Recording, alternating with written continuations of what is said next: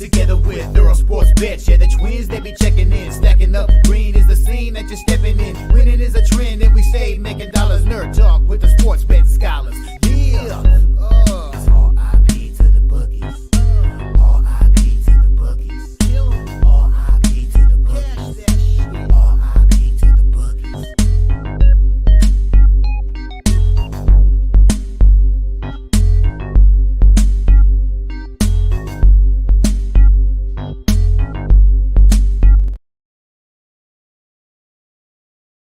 We are live. Welcome back to another edition of the Earle Sports Bet Show. My name is Nicholas Earle. Just me today.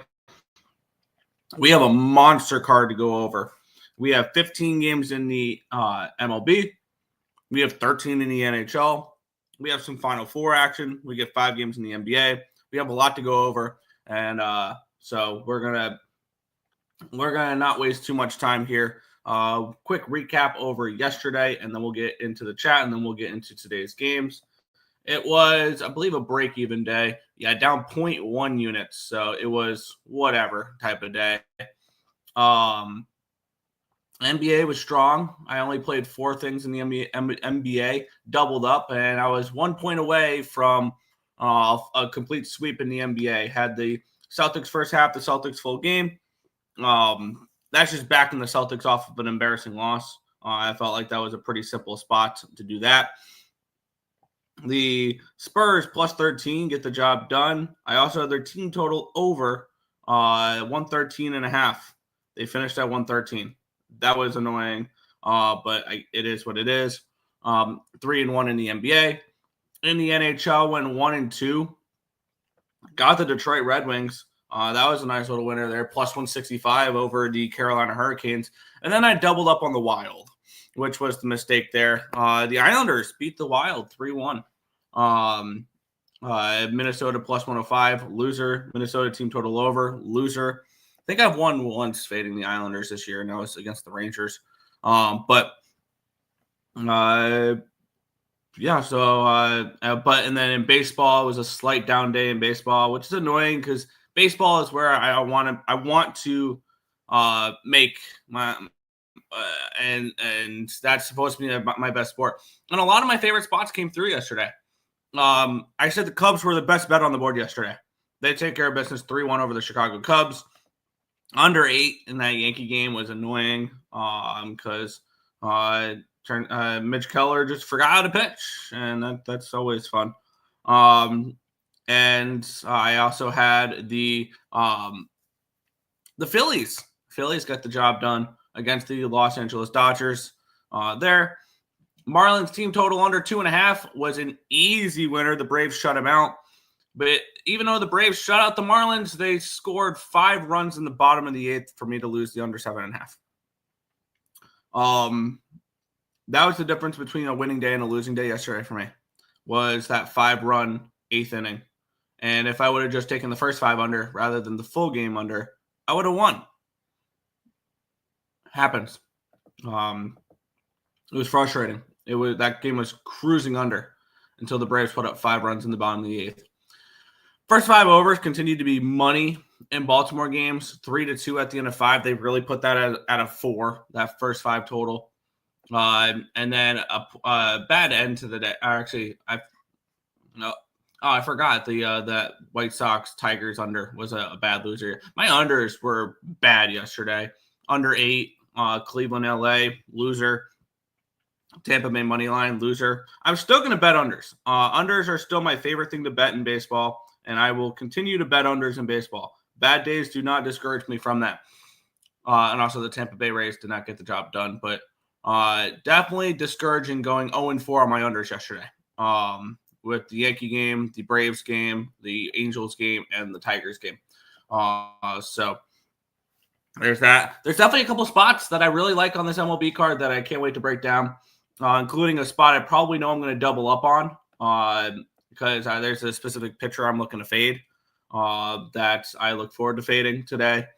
So we'll get into the chat, and then we'll get into today's show.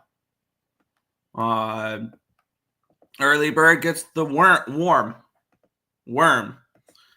Recap baseball. Yes. Let's get into that real quick. Where we have boom. The person putting in plays as 4-4-6 is 6-2. Occupancy is 8 and 7 up a unit. Neil is I forgot to move the standings around because I dropped to here. Nicholas Handy dropped to here. Untouchable has dropped to last. That looks correct now. Yep. So that's it. Those are the updated standings there. This is from up to not that, but April 4th. The games of April 4th. So there it is. The link to that is in the description of the stream. We'll also put it in the chat. I forgot to put the link in the chat. There is the link in the chat there now. Let's see. Contest was lit for me yesterday because the team I picked did what I actually wanted them to do. There you go. The Diamondbacks. Yeah, I was leaning Diamondbacks in the over, and I didn't pull the trigger on either. But that was great look there by you. That was they took care of business there. Dance Maker Dance, Ovechkin, Ties, Gretzky. Yeah. He's gonna of course break it on Long Island, which is annoying. Ovi 894 goals. Yeah, no special guests. No, the other host of the show is not here. Not special guest, host. God, that's so fucking annoying. Auburn money line. Yes, I'm on the Tigers with you there. I am on Auburn in that game. We'll be talking about the Final Four games today. What's up, Nicholas Handy? 2 first 5 3-way draws hit for me. 2?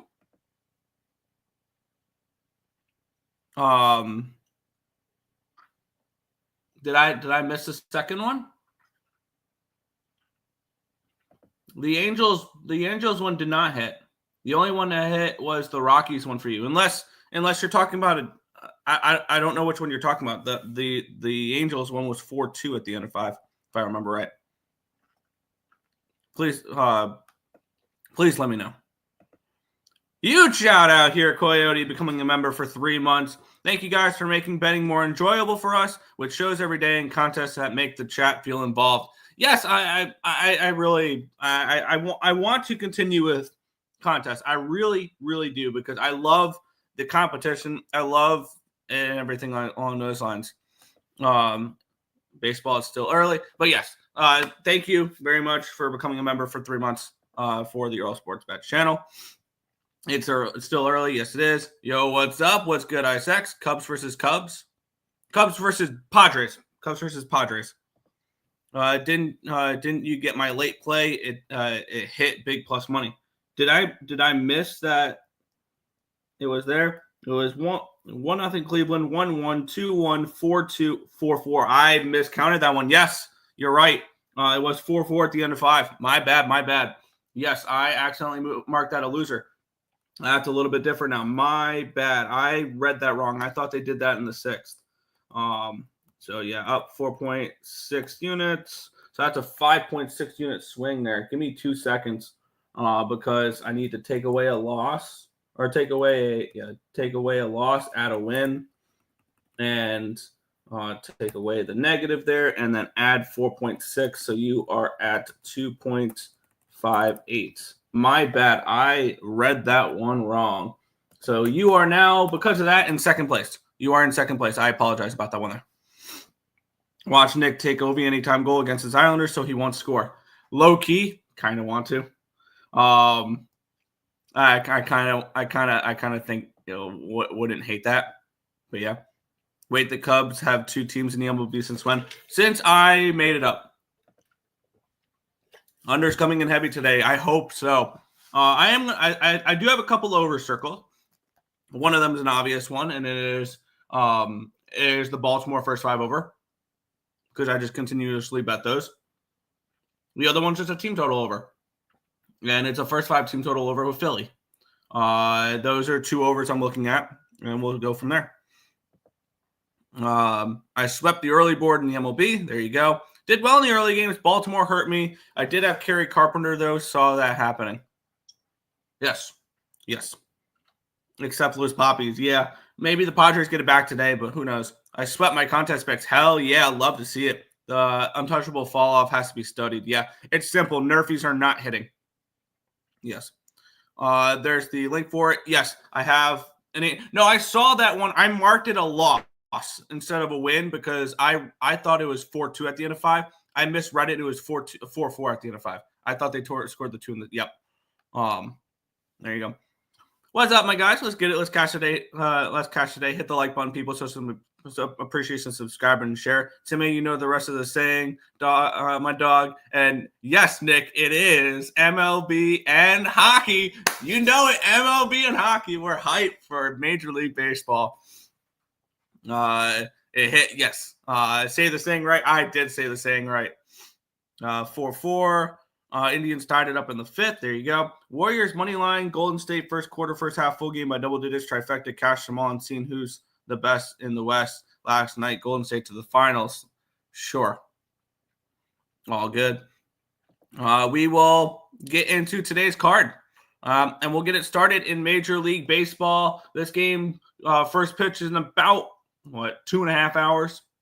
The Chicago White Sox against the Detroit Tigers here. Reese Olson taking on Davis Martin in this one here. Line opened up at a 2:15. It's now a 2:30 for the Tigers. And then this line opened up at a 7.5 at even money. So 7.5 at -106. So we do have a move towards the over here in this one as well. Taking a look at the cash flow, we have 91% of tickets, 94% of cash is on the Tigers in this game, 99% of tickets, 99% of cash on the over. So the line move towards the over does make sense. And the line move towards the Tigers makes sense as well. Davis Martin, he's made one appearance so far this year. He went 6 innings of no earned run baseball. He gave up 2 runs, but none of them were earned. 4 hits, 2 walks, 2 strikeouts against the LA Angels. On the flip side, we have Reese Olson, who struggled in his first start, but he did go up against the Los Angeles Dodgers, where he went 4 2/3, gave up 4 earned runs on 4 hits, 1 walk, 5 strikeouts in that 7-3 loss against Los Dodgers. And that one there. I don't think this is where I'm going to get my cards started today. We have a move towards the over. I think the Tigers can get to Davis Martin. I'm not the biggest fan of Davis Martin. Like, if I want to back the Chicago White Sox, I'm going to look more towards Sean Burke. I'm going to look more towards Jonathan Cannon and Noah Schultz when he comes up, and Hagen Smith when he comes up. And maybe Martin Perez. But Davis Martin, I think, is one of the ones I'm just iffy on, kind of, with this White Sox staff. Reese Olson, I think, is somebody who is going to be pretty decent in this Tigers rotation. He did get hit up last game, but this is a much different team that they are facing here today. Something tells me the Tigers get the job done. It's just, do you want to lay this type of number with Detroit? The answer is no, I don't. But it is Detroit or no bet, I think, with this game. Even though, I'm not laying this number with them, but feels like a spot where probably Detroit does take care of business. It's just not a game I feel the need to get involved with. Let's see. Ovi would still score. Nick isn't stopping him. Yeah. OKC bad loss to Houston. Detroit Pistons nice win. Good for the hometown. There you go. Nick is diabolical. Hey, I don't want, as a Ilya Sorokin fan, I do not want to see Ovechkin score against him to break the record. I just don't. Cavs barely beat the Spurs. Hey, I had the Spurs plus 13. First 5 3-way draws might be my new thing. I saw that. You hit 2 of them now. Yeah. Good win. Go Detroit. Everyone enjoyed opening day. Enjoyed opening day game, even though I thought I was buzzed and can't remember how I got home. Downtown Detroit was live yesterday. Had to be there to see it. One day I would like to go to Detroit for an opening day. Yes, that'd be awesome. LOL. Bucks by double digits tonight. We'll see. Nick, wasn't you on? Nope. I did not bet Denver last night. I did not. Nope. I was just Boston double up and the Spurs double up. Those were the only two I got to. Tigers first 5 in full game. All right. You're probably the late run lines with that, but yeah. Hard to take a side. No value. Tigers hitting props. Maybe you look towards Kerry Carpenter. I think that he's probably worth a look. But yeah. Luis Robert, there you go. That's a nice little price there. If you're able to hit that. Do you remember to call yourself Marcos to people? There you go. We'll move on. Second game of the day, the Minnesota Twins and the Houston Astros. We have the Twins minus 120 favorites, total 7.5. Somehow I pushed that total the other day on this Twins game at the under 7. We have Bailey Ober taking on Spencer Arrighetti. Ober had a horrible start in his first game against the St. Louis Cardinals. Only went 2 2/3 innings pitched, gave up 8 earned runs on 8 hits, 3 walks, and 3 strikeouts in that 9-2 loss. On the flip side, we have Spencer Arrighetti, who looked awesome. He looked really, really strong in his first start against the Mets. He went 6 innings of 1 earned run baseball, 1 hit, 2 walks, 5 strikeouts. Look great. I do like Spencer Arrighetti. I think he's going to be very strong for this Houston Astros team. Line opened up at a 115. It's now a minus 125, though, for Minnesota. So we do have a move towards these. We do have a move towards the Twins, which is kind of interesting here. Looking for a bounce back looking at a bounce back start for Bailey Ober, which I can probably be interested in a bounce back spot for Bailey Ober in this game. Line opened up 7.5 at minus 110. It's now 7.5 minus 120. Or maybe it's Arrighetti gets hit a little bit. We have 67% tickets, 87% of the cash is on the Astros, and line's moving towards the Twins. 98 and 98 on the over in this one here. I want to take a look here at this spot, and I want to back the Twins a little bit. Target field, we're seeing anywhere between 40 and 42 degrees for this game here, with about anywhere between 12 to 14 mile an hour winds blowing out to right center. So it could be a little bit hitter-friendly weather in this spot here. I want to take a look at what the bullpens are looking like, the bullpen usage. Both these teams had off yesterday. Neither of these teams played. Oh, we have 2 freshly ready to go bullpens as well, which I think the advantage is with the Twins on that. If we look at that, these 2 bullpens, because we'll have Griffin Jax available, Yohan Duran will be available, Cole Sands will be available. Like the whole Twins bullpen will be available in this game, and the public's all over the Houston Astros in this game, and the line's not moving in their direction. It's moving against them. And I think this tells us that the Twins are the play in this game. I think the Twins are favorites this game for a reason, and that's where I'm going to get my day started. I'm going to get my day started minus 125 on the Twins. Over on, where is this book? It is Fanatic minus 125 Minnesota money line to get my day started. I think this line move is this way for a reason. I think we get a bounce back start here from Bailey Ober, and we get a Twins win in this game here. So I'm on Minnesota at minus 125 in this game here.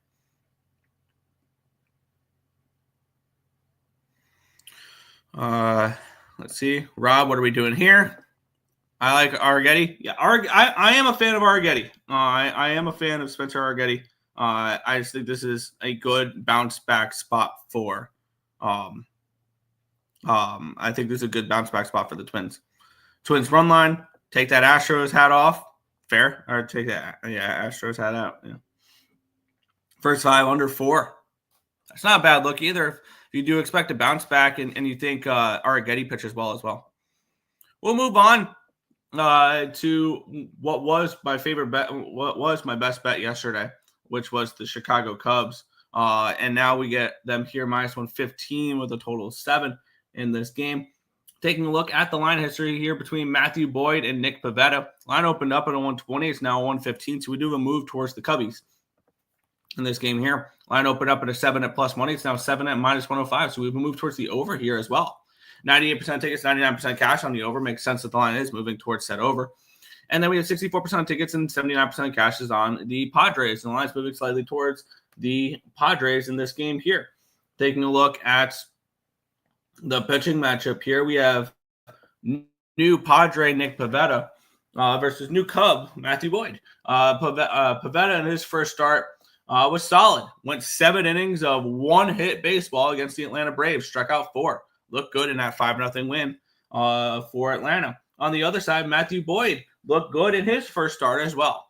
And he's somebody that I think is going to be pretty solid here for the Chicago Cubs. He went 5 innings of no earned run baseball, 4 hits, 3 walks, 5 strikeouts. And that was the game that the bullpen for the Cubs really blew it in that game there. And it's definitely a tough spot, or not tough spot. It's definitely tough to trust the Cubs bullpen over the Padre bullpen here. Taking a look at, I'm assuming the wind's blowing in here with a total of 7. Let me go ahead and do that. Yeah, 11, anywhere between 8 to 11 mile an hour winds blowing in, 44 to 45 degrees today in Wrigleyville there. Ultimately, not a game I think I'm going to get involved with. Maybe it's a first 5 under. I like both these pitchers, but this line's moving towards the over, which is interesting. Granted, yes, 99, and I think it was 99, 99, or 99, 98, or something like that on the over. Makes sense that the line move should be going towards the over. In the first 5, it's moved 5 cents towards the over as well. It's probably enough to keep me off this game, but it's a lean towards an under in this game for me if I'm betting anything. The first 5 rather than full game, though. Going to the Sox game on the 15th versus the A's. There you go. That'll be some fun. Hell yeah. Justin Turner props and on Padres money line. Fair. Pass this game. Yeah, not a game I'm particularly interested in. Let's talk about a game I'm really interested in. We have the Philadelphia Phillies taking on the Los Angeles Dodgers. Cash with the Phillies yesterday. I think I'm going back to the well here today in this game. The Philadelphia Phillies taking on the Los Angeles Dodgers. Let's take a look at the line history in this one. Hope it's moving in the direction I'm hoping. Line opened up 105. It's now 106. Okay, the line really hasn't moved there. Line opened up at an 8.5 minus 110. Did hit a 9, and then we came back down to an 8.5. So we do have a slight move towards the over here as well. Let's get into the cash flow. 99% of tickets, 99% cash on the over. Does give me a little bit of pause, but maybe this is just one of those spots where we see a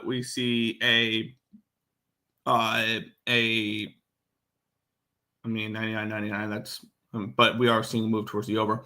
76% of tickets, 70% of cash is on the Dodgers, and the lines move slightly towards the Phillies here in this one as well. You guys know exactly where I want to go with this game. And I did this last time, and I cashed with the team total. I lost with the money line because of a 2-run double in the bottom of the 5th with 2 outs for the Dodgers, which was frustrating. But it is 2.5 at plus money. But I am going to take the Phillies team total over in the first 5 at plus 115, 2.5. And I'm going to take the Philly first 5 money line here as well. And it's pretty simple. I want to fade Roki Sasaki. That is the strict what I'm trying to do here. That's all I'm trying to do in this spot is bet against Roki Sasaki. I said this before the Japan game that I did not want to fade him in Japan because, I mean, how much easier could have the Dodgers made it for Roki Sasaki in his first start than in his homeland Japan? And he still didn't look good in that start, Roki Sasaki. That was the start that he went 3 innings, gave up 1 earned run on 1 hit, but he walked 5 batters. That's the problem with Roki Sasaki. And I think this Phillies lineup will make Roki Sasaki pay for those walks more than the Tigers one would, and potentially more than the Cubs one would on the first day of, or the second day of, on the second game of the season. And On the flip side, we have Aaron, who did struggle a little bit in his first start. As he, what was his first start like? Aaron, he went up against the Nationals, and he gave up 5 earned runs on 6 hits, didn't walk anybody, struck out 8, and went 5 1/3. So he kind of struggled in that first start. I expect him to pitch better. I don't expect the same out of Roki Sasaki. I just don't. And I need to see it first from Roki before I trust him with anything. And I would like to fade him until he figures it out, because he's a project pitcher where he's pitching, I believe, to close to 50% strike rate, which is not going to get the job done, which is why he's walked so many batters. Batters are able to time up his fastball because his splitter is not hitting most of the time in the strike zone. And if he hits anything, basically what I've heard, scouting report says anything waist or lower, just spit on it, because he's not locating the fastball. And if he happens to locate the splitter 3 times in a row, tip your cap and walk back to the dugout, because there's nothing you're doing with it anyway. So for me, I'm going to continue fading Roki Sasaki.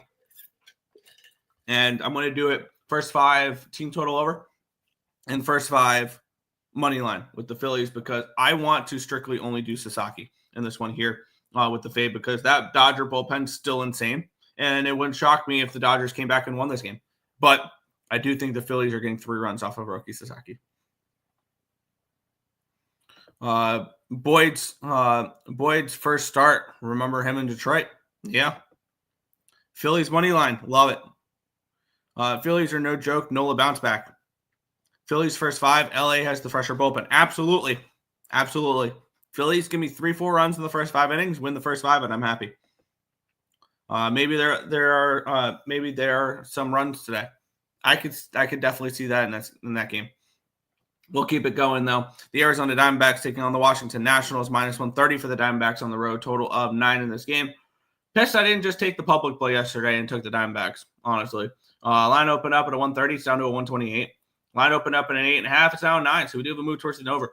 That's one thing I've noticed is with all those overs hitting yesterday, all these lines are moving towards overs today, which makes sense. It makes sense. We have 85% of the tickets, 92% of cash on the Diamondbacks. The line's moving slightly towards the Nationals, 98 and 99 on the over. The line's moving towards the over in this one here. And I did expect this game to be a run type of game if we were looking at it that way. Let's take a look at the pitching matchup here, where we have Eduardo Rodriguez versus Mitchell Parker. Rodriguez in his first start went up against the Cubbies, went 5 1/3 innings pitched, 3 earned runs on 3 hits, 3 walks, and 5 strikeouts. He was okay. Wasn't anything special, but he was okay. Mitchell Parker looked good in his first start against the Phillies. Went 6 1/3 innings of no-run baseball, 7 hits, 2 walks. So he scattered 9 base runners across 6 1/3 innings and did not give up any runs. Struck out 5. And I really don't know what to do with this spot here, because I would love to fade the Nationals game in and game out. This is a Nationals team. I have under 70.5 wins. I said this team was going to be worse this year when a lot of people thought this was going to be a fun, young team. And yes, fun does not equal good, though, sometimes. And that's something that a lot of people are buying into the hype. And I said this bullpen's terrible. And I think the best bet in this game is hope the Nationals get up and head, and then you live bet the Diamondbacks. And I think that would be the best way to approach this game. And I think that's the way I'm going to approach this game. I'm not going to bet anything pregame, but I'll go ahead and I'll live bet the Diamondbacks most likely if they fall down in this game. So nothing pregame for me. Lean over, lean Diamondbacks, team total over, things along those lines. But nothing I'm going to get involved with pregame. Yeah. 17 in here. Get those likes up, you bunch of freeloaders. Yeah. And also remember, no, that's not what I meant to do. Also remember the, what do you call it? The contest as well. Don't be a bunch of freeloaders. Participate in the contest as well. The link is in the chat now, and the link is in the description too. We'll keep it going. We have the New York Yankees taking on the Pittsburgh Pirates. The Yankees are -150 road favorites with a total of 9.5 in this game. Let's take a look at the line history in this game here between Marcus Stroman and Bailey Falter. Line opened up at a 145. It's now a 150. It did get up to a 160 at one point for the Yankees, and it's come back down a little bit. Line opened up at a 9. It's up to a 9.5. So we have a lot of moves towards overs today, which I think will keep me off of unders in a lot of these games with these lines moving towards overs and things along those lines. And we might see 10s in this game. Maybe if this hits a 10, I'll bet an under. Let's take a look at the cash flow in this one here. 98% tickets, 99% cash on the over, 93 and 98 on the Yankees. It kind of makes me interested in the Pirates. I'm not going to lie. I kind of lean Pittsburgh in this game here. Let's take a look at the pitchers here in this one. Marcus Stroman on the side of the Yankees, who in his last start went 4 2/3 of 3-run baseball, 5 hits, 1 walk, 3 strikeouts. Not the biggest fan of Marcus Stroman. I think he's serviceable, but he's not one that I'm like, yeah, let's lay a road price on him. But on the flip side, Bailey Falter is not a pitcher I'm particularly interested in backing. He did have a solid start in his last game. He went 6 innings of 2-run baseball. Did give up 7 hits, but didn't walk anybody. 4 strikeouts in that game as well. I think the Pirates are alive in this game. And here's the thing, though. I do not trust that bullpen worth of anything. And I think, Joey Wentz threw 46 yesterday. Tim Meza threw 37 yesterday. Justin Lawrence threw 17 yesterday. They still have Holderman available. Ferguson's available. Things along those lines. But I don't trust this Pirates bullpen at all. And on the flip side, this Yankees bullpen, I definitely think has the significant edge in this game, which ultimately will keep me off of the full game for the Pirates. But when it comes to the first 5, I'm kind of interested in the Pirates in this game early in this one. I want to take a look at what the line has done for the first 5, see if it correlates with maybe a Pittsburgh Pirates first 5 play. Let's take a look here because it opened up 145. It's down to a 140. Yeah, it tells me the Pirates are alive here early in this game. I'm going to move on that. I'm going to move on Pittsburgh first 5 in this game rather than full game. I could see the Yankees coming back late and things along those lines. So, yeah, I'm going to go ahead and take a shot here. Pittsburgh first 5, plus 120. Looking to back Falter against Stroman. Especially at that number, I'll take a shot here with the Pirates in the first 5 innings. Pirates first 5 at plus 120. So I'm trying to put up other plays as well. Let's see. Morning, Nick. What's good? So close to cashing a plus 2,000 Ovechkin hat trick last night. Still got plus 425 for 2 goals. Hell yeah. Pass. Yeah. Jazz Chisholm props. My only look. Fair. I still have 1,400 for him to do it against the Hurricanes, plus 450 against the Islanders. I hope he doesn't do it against the Islanders. I really, really do. I hope he does it against the Hurricanes. That's where I hope. But knowing Islanders, it's a lock for him to score basically in that game. So congrats on the plus 450. My dog take forever. Yeah, you're all good. But Pirates first 5 there, plus 120. We'll move on. Another spot. You guys know where I'm going in this game. Let's talk about it. Baltimore Orioles and the Kansas City Royals. Let's see what the best available number is. It's basically the same lines as yesterday. Plus 105 for the 4.5 on Bet365. Definitely want to take a look to see if there's a better number on that. Let's go ahead. I want to take a look at what Bet365 is offering, then what Bet365 is offering. Because I know BetMGM's weird with that. But let's take a look at the line history in this game here, where we have Tomoyuki Sugano taking on Michael Waka.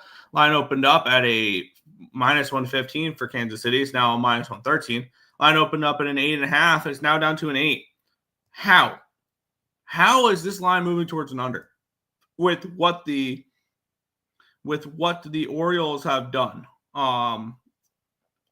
They don't have fours for the first 5 innings here.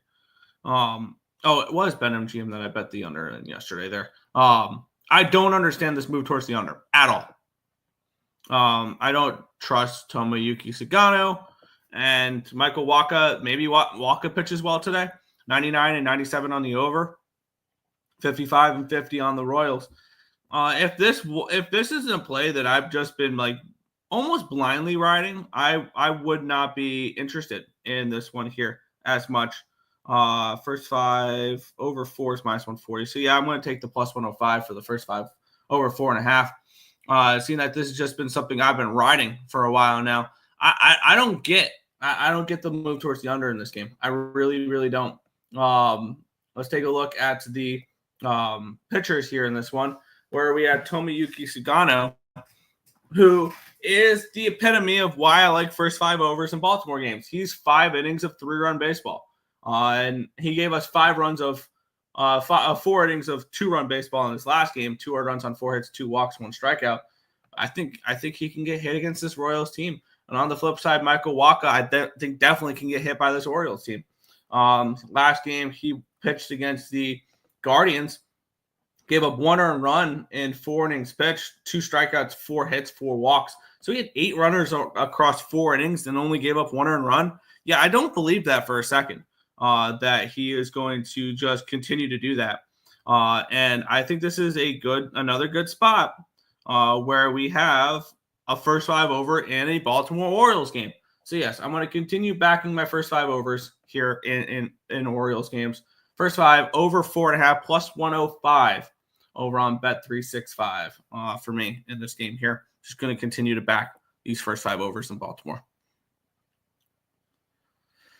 Pass, yeah. KC has never seen Sugano. Wacha pitches well against the O's.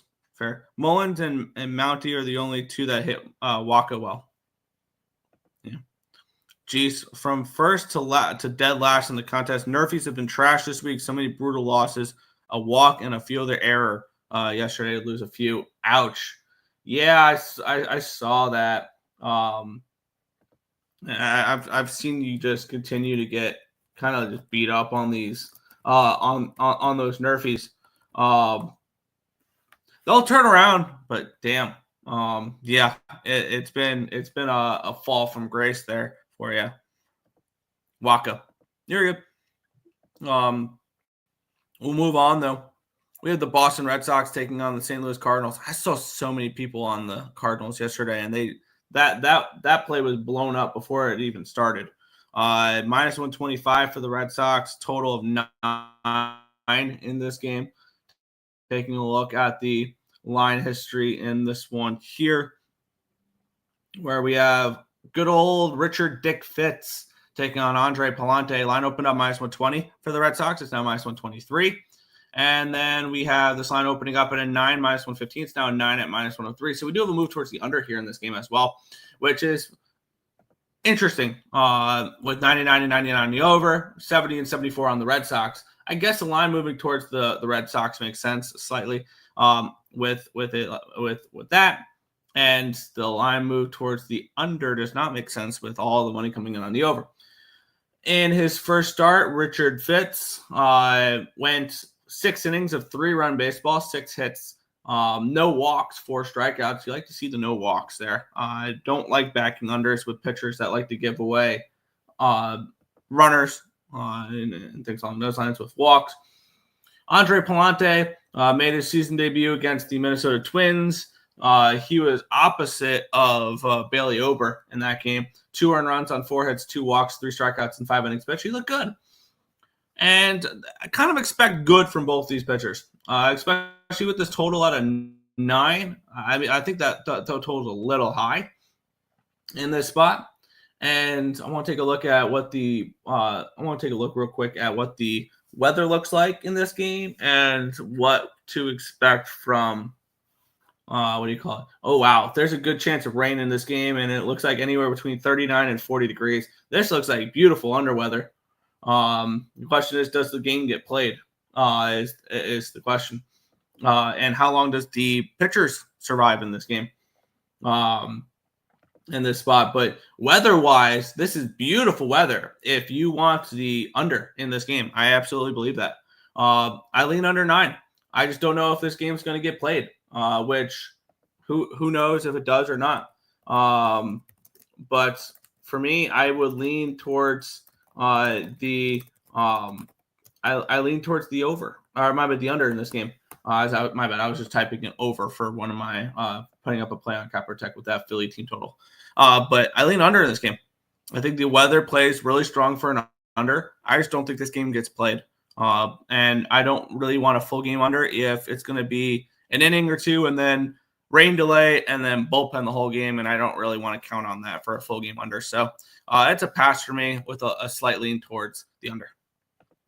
The most profitable team since the Four Nations is back tonight. St. Louis money line. You already know it. You already know it. We'll move on. We have 1, 2, 3, 4, 5, 6, 7 games remaining in the MLB before we get into college basketball, NBA, and then NHL. Trevor Story has a good history versus Prolante, but got passed. Not a fan. Fair. We have the Texas Rangers taking on the Tampa Bay Rays. -170 for the Rangers, total 7.5, which means good old Jacob deGrom's on the bump here today. Line opened up at a 170, it's down to a 167. So we do have a slight move towards the Rays in this game. Line opened up at an 8 at plus money. It's now 7.5. So we do have, feels like just a moving of the juice, dropping the total down half a run in this game. We have 99 and 99 in the over, which makes no sense with deGrom on the mound. And we have 86% of tickets and 84% of cash on the Rangers, which makes 100% of sense with deGrom on the mound. I like Taj Bradley. I like the counterpart for the Rays in this game to come out here and try to match what deGrom's going to do.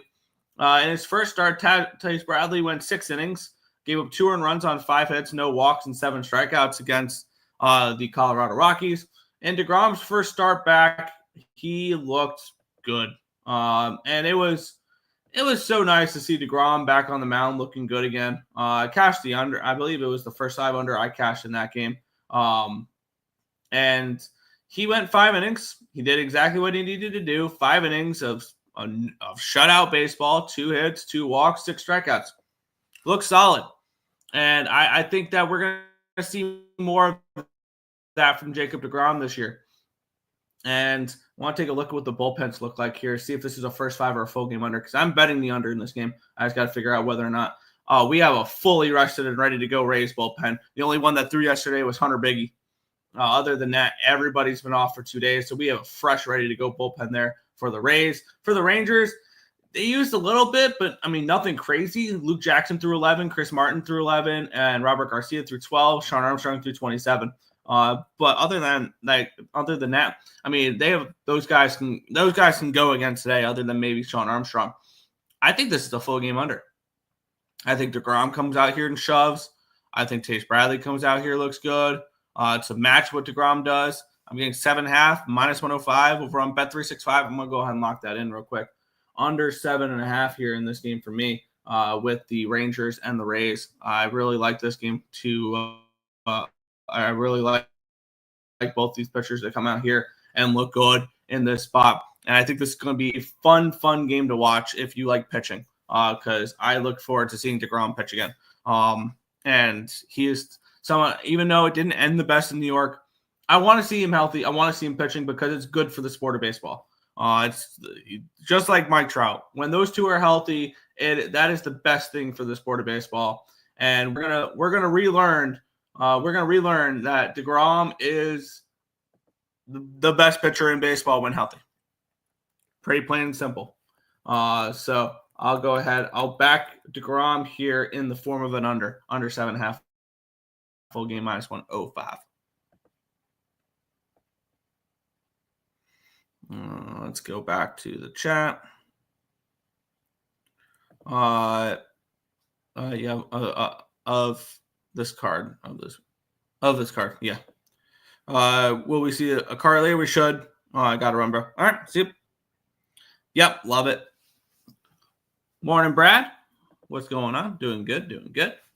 We'll move on. The Cincinnati Reds and the Milwaukee Brewers. The Brewers -115 favorites. total of 8 in this game. Let's take a look at the line history in this one here between Rodriguez and Brady Singer. Is this the game that the Reds get off the schneid? I open up at a minus 105, pick them on both sides. It's not minus 112 for the Brewers, so the markets are saying no, it's not. Taking a look at the total, opened up at an 8.5 at plus 105, and it's now an 8 minus 115. So I'll move towards the under here as well. Let's take a look at the cash flow. 53% tickets, 75% cash on the Reds. The line's moving towards the Brewers in this game. And then we have 97 on the over. So, I mean, it feels like the public is on every over today, which is just so much fun. We had the Reds off to a very slow start. They're 2-6. They've lost 4 in a row. The last time they won a game, Brady Singer was your pitcher. He went 7 innings against the Texas Rangers in that game, where he gave up no earned runs on 1 hit, 2 walks, and 8 strikeouts. Welcome to Great American Ballpark, Brady Singer. Look amazing. On the flip side, we have Milwaukee with Rodriguez on the mound, who Elvin Rodriguez in his first start of his career went up against the Royals, gave up 4 earned runs on 6 hits, 1 walk, 3 strikeouts, and 4 innings pitched. Didn't look the greatest. And I need to see more from Elvin Rodriguez before I go ahead and back him in any way, shape, or form. I think Brady Singer pitches well, but I don't like the way the market's moving on the Reds here. It tells me that the Brewers win this game again and take care of business. So I really don't know how to approach this game. I'll be on the next game most likely. I believe. Nope, that's 2 games from now, where I believe we have a cash cow in 2 games. But another game where I'm just not particularly interested in it. I wanted the Reds. But also, do we want to catch a falling knife with the Reds? Which the answer right now is no, I really don't. And this is a Reds team I'm high on this year. But just because I'm high on them does not mean I'm going to force action on them when they're not playing good baseball. Probably lean towards another under. I've been on a lot of Reds unders as of late, and they've come in. And of course, I didn't bet it yesterday, and it would have come in as well. So it's Brewers or no bet for me here in this one. I wanted the Reds, but not with that type of market. Absolutely not. Head back to the chat. Are you wearing the Astros hat? Yes, I am. Yes, I am, and I bet against them. I took the Twins today. Taking the Reds. If not today, then when? That's a good question. Brady Singer. There you go.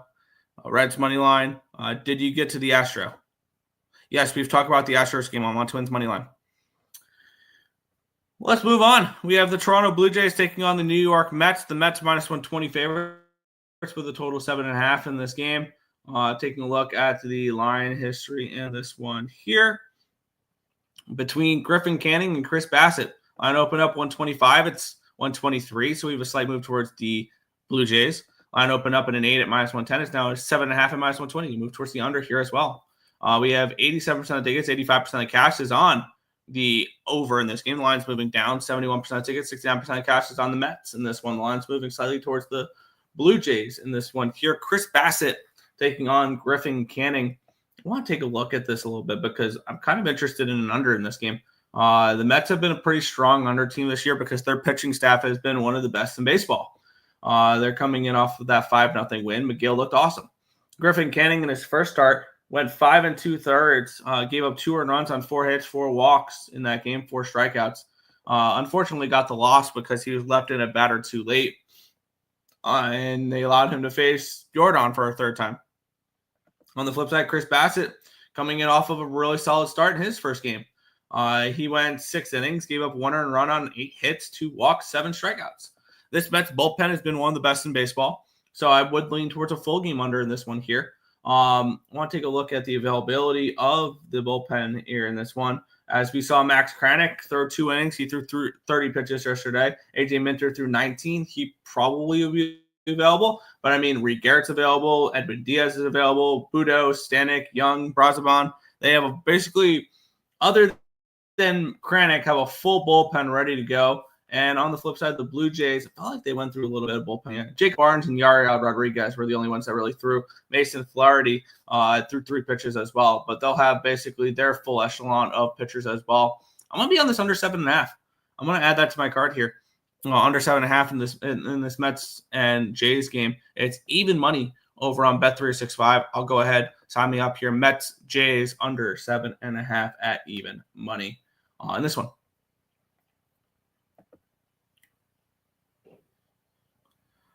Ellie De La Cruz home run.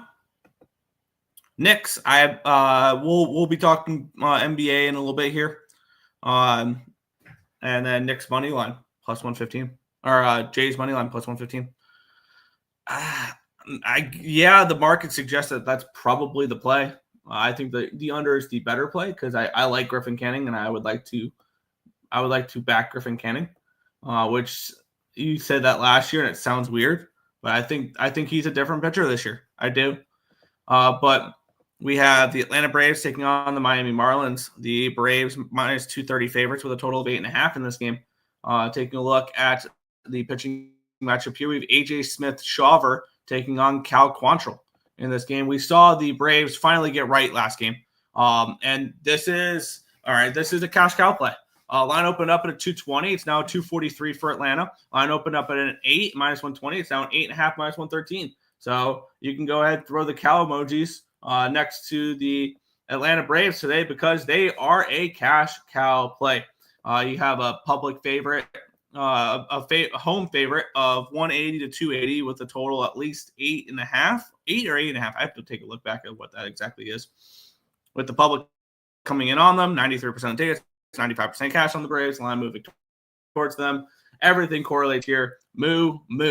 Atlanta Braves run line here for me in this spot. Let me go ahead, shop around, find the best available number. I said they'll be fine. The Braves, they come home, they play the Marlins. This was absolutely the get right series for them. Minus 120 over on BetMGM. Sign me up. Braves run line here to continue my card. I'm starting to build a little bit of action on this card, and I am A-okay with it. So yes, Braves run line here for me. Minus 120 over on BetMGM. Cash cow play. Jays game under. Yes, I like the under. Mets smash. I hope. Pass. Fair.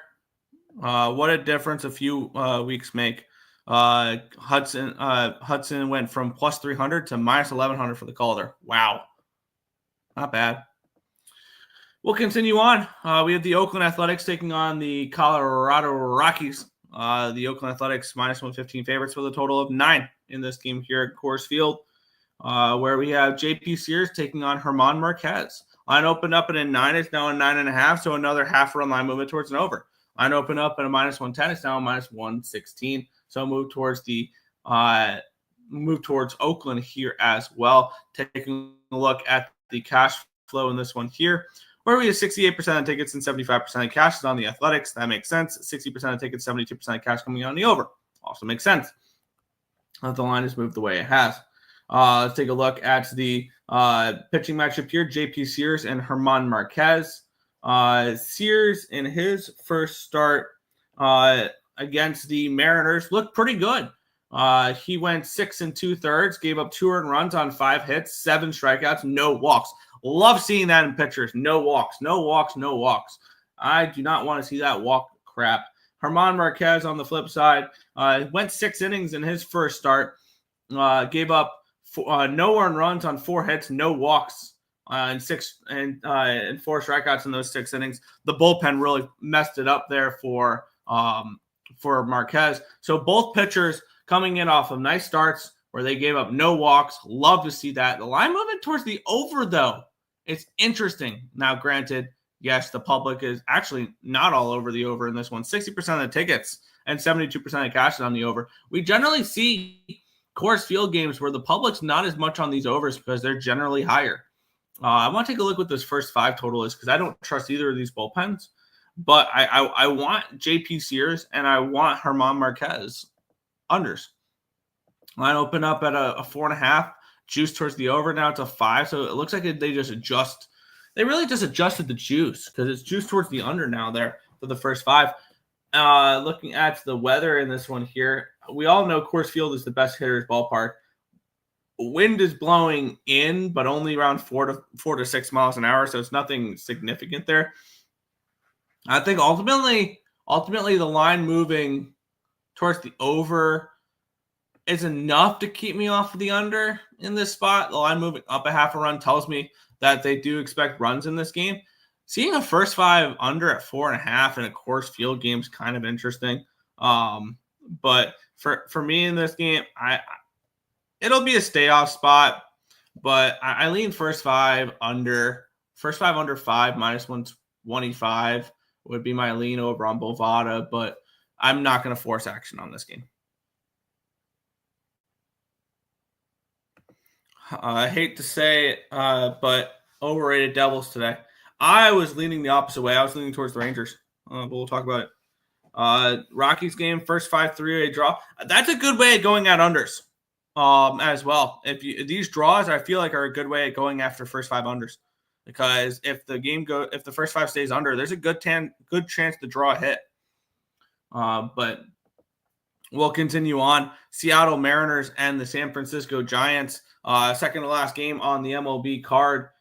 We have in this one here, Bryce Miller taking on Robbie Ray. Robbie Ray looked phenomenal in his first start. Line opened up at a 125. It's a 126. Line opened up 7.5 at even money. It's now 7.5 at minus 105. It did touch 7s at one point, and it's come back up, and it's moved 5 cents towards the over in this game here. So a lot of moves towards the over, which I guess I understand with all the overs hitting yesterday that overs are going to get bet up today.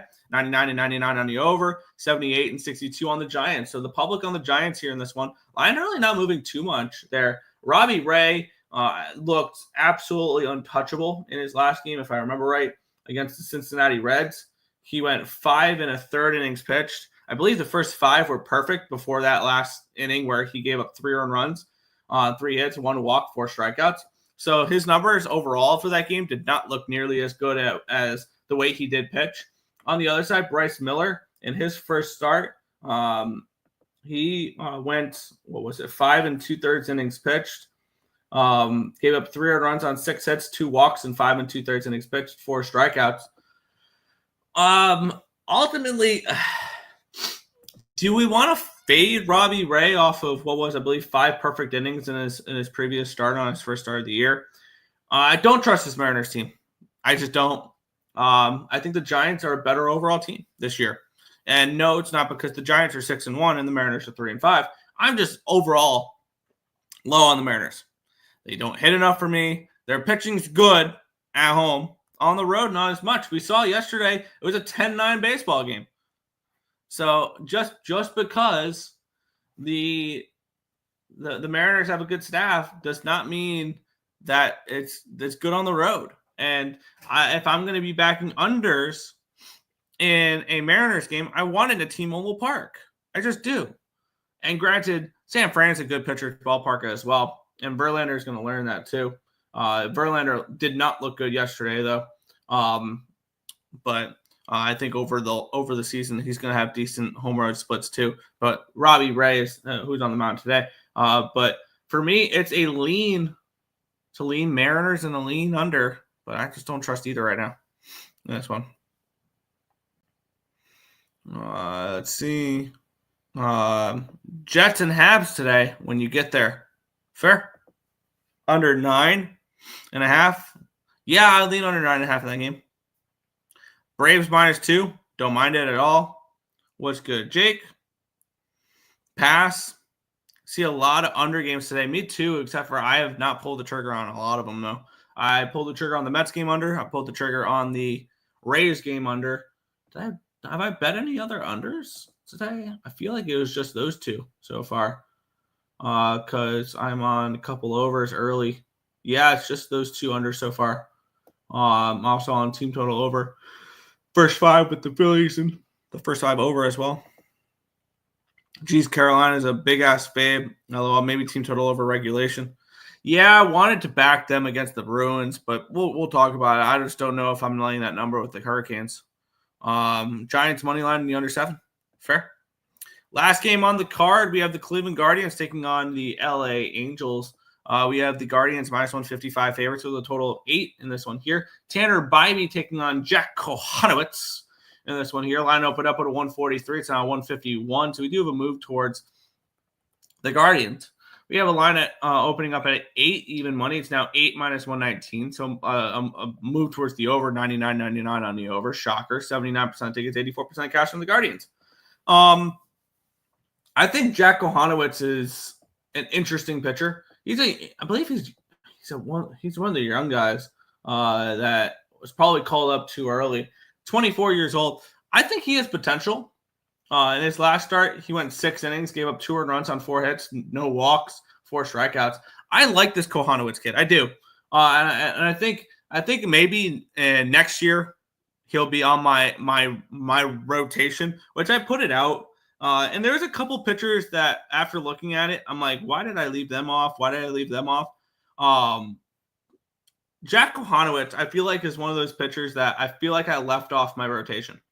That I think could be on it next year. My rotation is Spencer Schwellenbach, Nick Martinez, Gavin Williams, David Peterson, and Jack Leiter. I feel like I could have replaced Leiter with Jack Kohanowitz, and I feel like I could have replaced Leiter with Tyler McGill.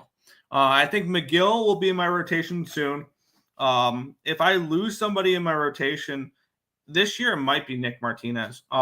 If I had to guess, I like Jack Leiter. Unfortunately, he's hurt right now, so I might have to replace somebody in my rotation there for when Jack Leiter's out, and it very well could be Jack Kohanowitz. And I like Tanner Bybee as well, but I would consider Bybee the ace of the staff, and I was trying to keep aces off my rotation. I want to back Kohanowitz here.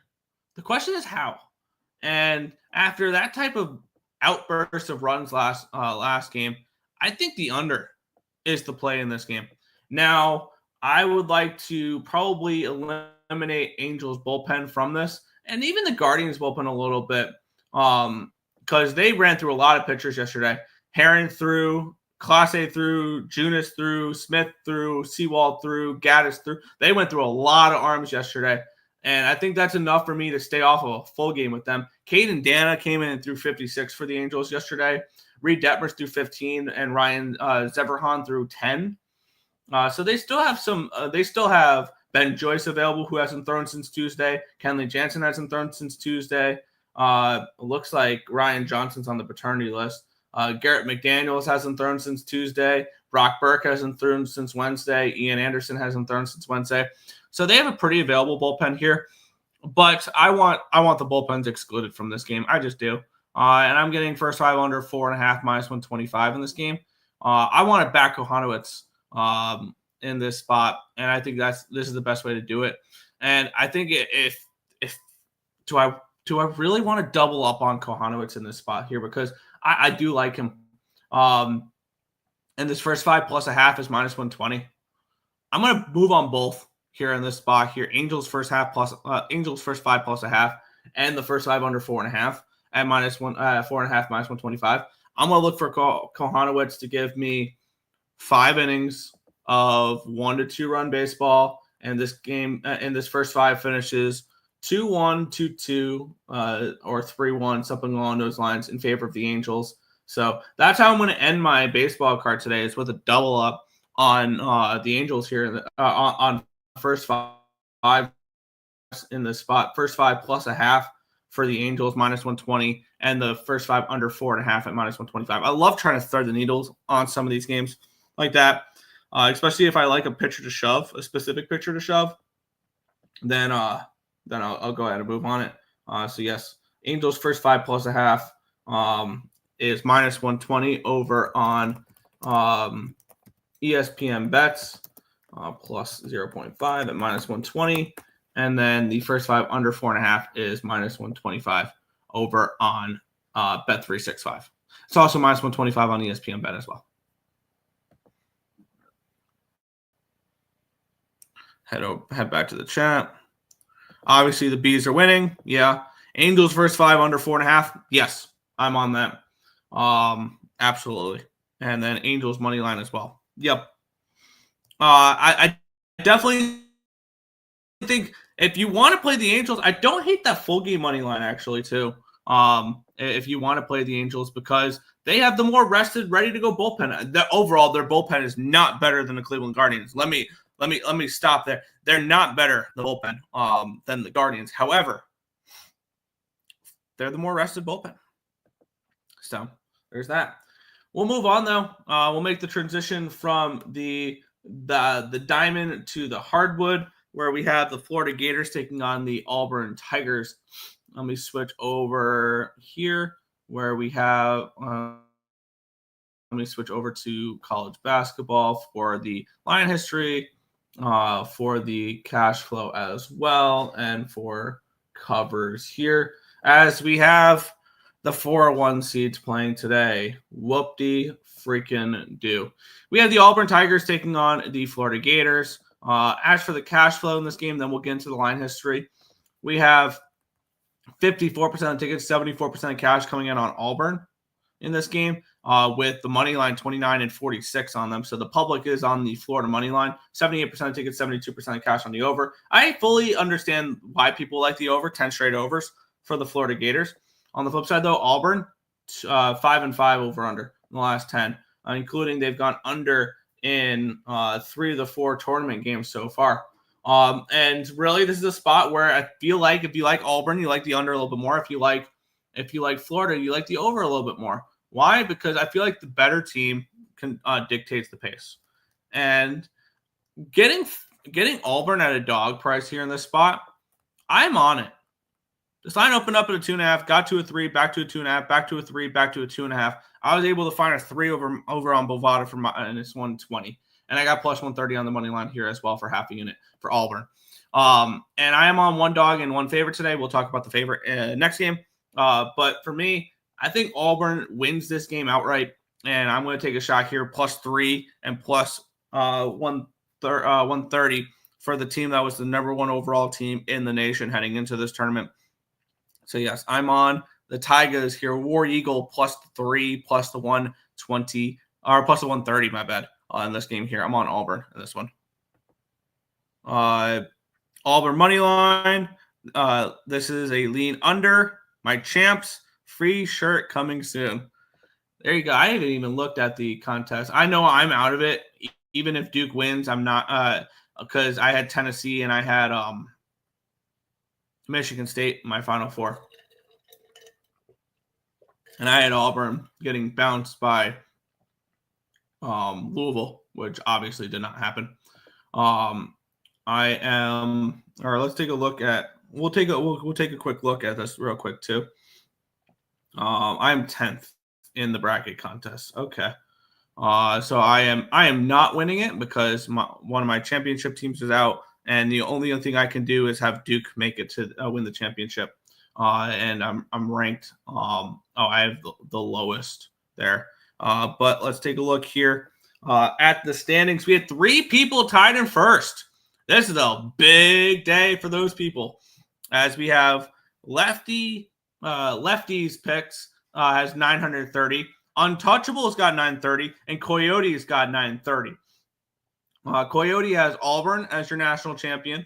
I want to take a look real quick at this. We'll take a look at your bracket real quick, Coyote. Who do you have in the finals? You have Auburn versus Duke. I have the same 2 coming out today. You have Auburn versus Duke. Untouchable has got Duke versus St. John's. So he needs Duke to win and Auburn to lose, and he needs Duke to win it all. If Duke wins it all, I believe Untouchable wins the bracket challenge. Let's see, Houston, Houston, St. John's. So yes, Lefty T needs Houston over. Lefty T needs Houston to win it all. Yeah, basically, whoever wins it all, Auburn, Duke, or Houston, wins the whole thing. I think the only way. No, because he would have to the winner would have to champion. The only way that any of these people win is if Auburn wins it all. Now, if Florida wins it all, then I believe Coyote would win it if Duke makes the finals. If Florida wins it all, then no, because Untouchable can have Untouchable. That'd be really interesting if we have a tie in that. But that's really interesting there because everybody, the only one with their 2 championship picks intact is Coyote. So there's there. Favorite MLB, NBA, NHL, and NCAA bets. I like Duke in college basketball. Probably the St. Louis Blues in hockey. NBA, I don't know yet. In MLB, it would be the Phillies' first 5 team total over 2.5 plus 110. I think the Phillies first 5 money line or team total over is the best bet on the board there. Give me Auburn under 159. I just need them to make it, I think. Yes. No, you need Auburn to win. Because if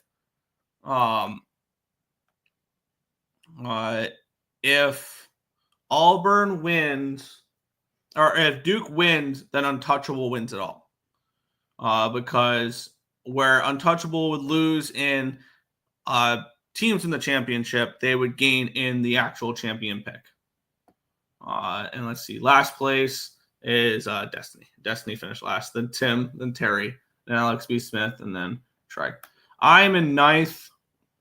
I have no chance at winning it all, though. So, money line, yeah. I see Tim is on Florida. Tim is not on. He did a free pick video. Okay, yeah. LOL.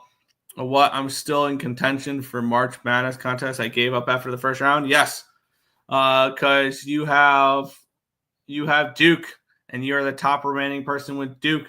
But Coyote has a lot more potential points, though. So yeah. Damn. Okay, cool. At least that's what I think it is. I don't know exactly what the scoring is, so we'll move on. The Duke Blue Devils taking on the Houston Cougars. We have the Blue Devils 5-point favorites, total of 136.5 in this game here. We have this line opening up at a what did it open up at?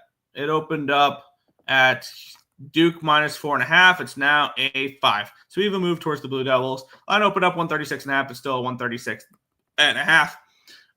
And for me, this was pretty simple. It's just I'm going to continue riding the team I've been riding the entire time.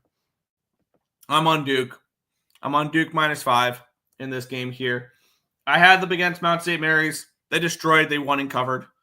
I had them against Baylor. They destroyed. They won and covered. I had them against Arizona.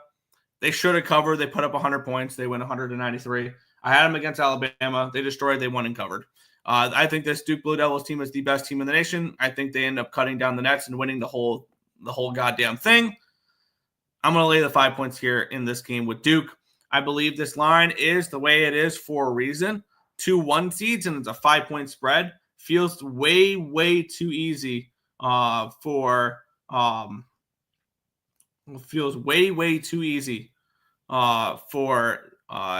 to take the points of Houston in this spot. I think Duke wins this by margin in this one here, and then they go on to win the national championship. So I'm on Duke minus the 5 in this game.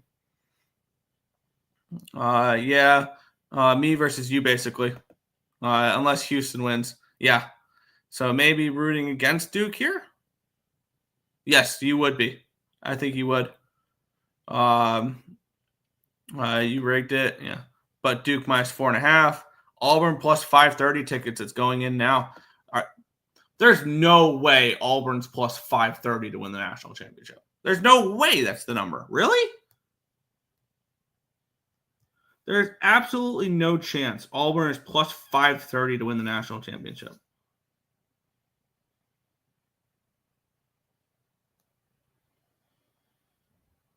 If it is, I'll bet them now.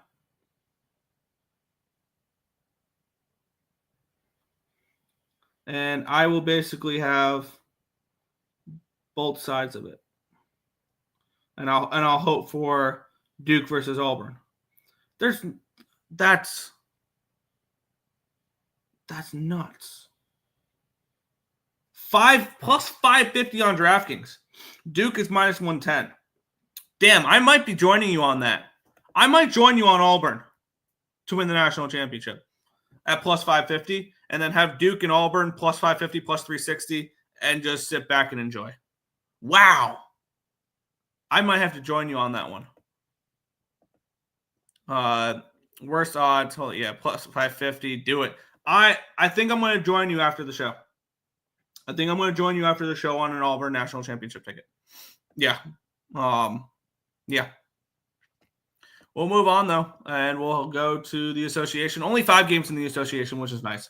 I just realized when I typed up that Miami game, I typed up the Milwaukee Brewers, not the Bucks. There we go.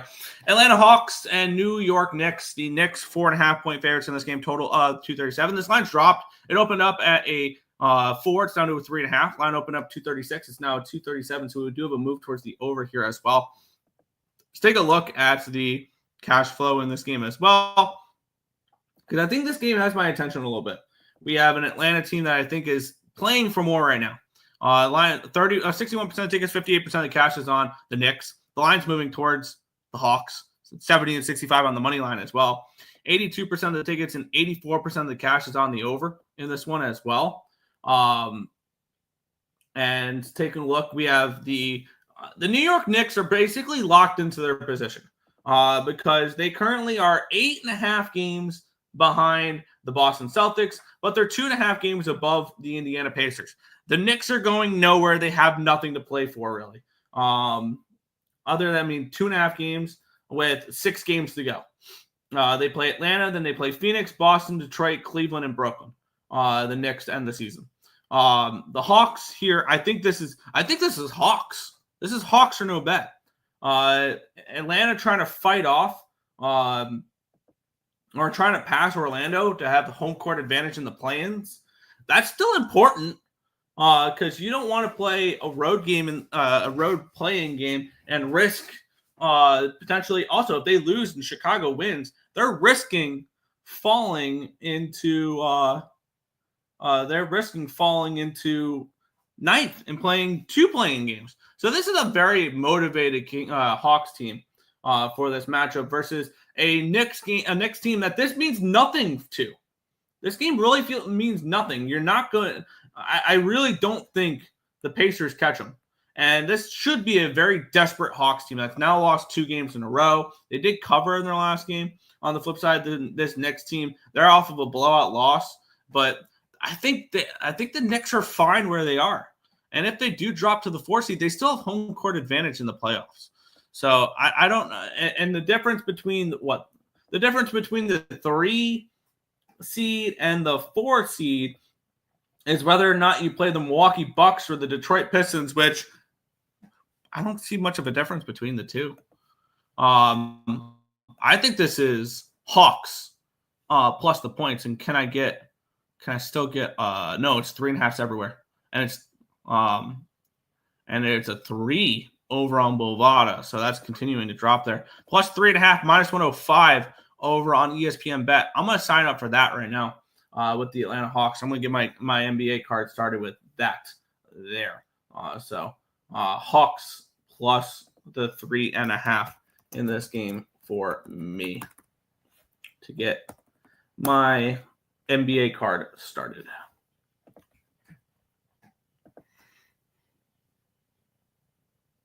Only betting MLB and college basketball today. Do not blame you. Jalen Brunson may play. Cool. Boo Coyote picks. Boo. No betting allowed. I agree. Hawks money line. Love it. If Brunson plays. Yes. Absolutely. But I'll take the 3.5 here with the Hawks regardless. In this game. We'll move on. Good God. We have the Minnesota Timberwolves 16-point road favorites with a total of 224.5. Let's take a look at the line history in this game here, where we have the Timberwolves opening up at a 13.5. It got up to a 14.5, 15, now 16. A massive, massive move towards the Minnesota Timberwolves. Line opened up 225. It's still 225. Obviously, the T-Wolves have someone to play for. They're playing for seeding. This is a big game for the Minnesota Timberwolves. This doesn't mean anything for the Philadelphia 76ers. And the Sixers have proven that they are not spoiler team material either. They're 39 games behind the Cleveland Cavaliers. That's hilarious. They are already eliminated from playoff contention. The Minnesota Timberwolves are now the 6th seed in the Western Conference. With a win and the Golden State Warriors lost, they're tied for 5th.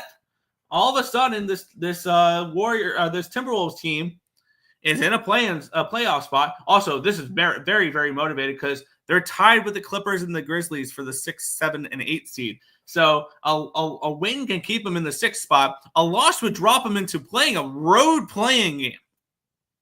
This is must win for the Minnesota Timberwolves. It absolutely is. And the ultimate question is, do you lay the number? Because it's moved a lot. 69% of tickets, nice, and 70% of cash is on the T-Wolves. 88% of tickets and 87% of cash on the over. This is Timberwolves or it's no bets. You want to lay 16 on the road, though? Yeah, me neither. Pass here for me. No interest in this one whatsoever. Yeah. My dad made me make him a $50 6-leg parlay for the Jesus. Hopefully it hits. No kidding. We'll move on here. The Memphis Grizzlies taking on the Detroit Pistons. The Grizzlies are 2-point favorites in this game with a total of 240.5. Taking a look at the line history in this spot, where we have this line opening up at a 1. It got up to a 1.5, 2, 2.5, now 3. So we have a decent move towards Memphis in this spot. Line opened up at a 239.5. It's now 240.5. So we have a move towards the over here as well. 66% of tickets, 64% of cash on the Grizzlies spread, 61 and 71 on the money line. 60% of the tickets, 60% of the cash is on the over here as well. Let's take a look at the matchup here in this spot where this game means an awful lot to the Memphis Grizzlies. Very similar to the Minnesota Timberwolves. You want to stay out of a play-in spot and you want to fight for a playoff spot, you got to win. And this has been a series dominated by the Grizzlies. 9 in a row, I believe, for the Grizzlies in this. 8 in a row, 9 of the last 10. And the Pistons are coming in off of the win against Toronto. They're currently in the 5 seed, which they've got something to play for as well. Both these teams have something to play for. And in the NBA right now, I'm looking to back teams that have something to play for versus teams that really don't. And which means I should be on the Timberwolves, but I'm not laying that many points. But Memphis is motivated because, granted, they've basically locked in a spot in the top 8 because they're 7.5 games above Dallas. But with that being said, on the flip side, Detroit, they're trying to hold off Milwaukee for the 5 seed. Now, how important is the 5 seed? I think this game means more to the Memphis Grizzlies. It's also a second half of a back-to-back for the Pistons. This is Grizzlies or no bet. This is Memphis or no bet in this game, and I want to take a look what the best available number is, because if I can get a money line price that's affordable, I'll back them. Is it really 135 on ESPN Bet? I'm going to look here on ESPN Bet, see if it is 135. I'll move on the Grizzlies at minus 135 if that's the case. Jaws back. This is a team that has a lot to play for. They know that the Minnesota Timberwolves basically have a free win tonight against a 76ers team that's not even trying. So they know they have to win as well. Minus 135. Yeah, sign me up here. Let me lock that in real quick. As we have minus 135 here for the Memphis Grizzlies. Sign me up. I'll take a shot here with Memphis in this spot on the money line because it's lower than 140. I'll take a shot here with Memphis.